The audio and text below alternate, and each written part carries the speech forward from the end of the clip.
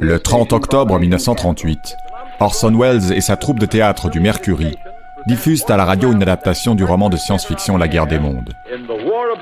Cette histoire d'une invasion martienne, transposée dans le New Jersey aux États-Unis, et présentée sous forme de flash et de reportage, passe pour un vrai direct et provoque une confusion. Les auditeurs effrayés inondent les standards téléphoniques d'appel. Au milieu des années 30, la radio a acquis un rôle central dans l'Amérique de la Grande Dépression. 2 foyers sur 3 possèdent un poste, 4 réseaux nationaux et une multitude de stations régionales diffusent les programmes partout aux États-Unis. Les discours radiophoniques du président Roosevelt ont rendu le nouveau média incontournable et en font un concurrent direct pour la presse écrite quotidienne. Parallèlement, les premières diffusions d'événements dramatiques et les retransmissions depuis l'Europe au bord de la guerre ont introduit l'attention du direct sur les ondes.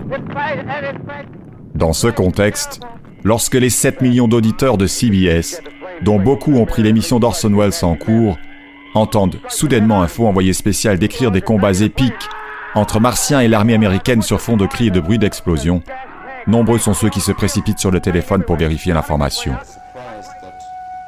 Le lendemain, les journaux font leurs titres sur la panique et amplifient considérablement l'affaire, peut-être un peu aussi, pour discréditer le nouveau média qui leur fait concurrence.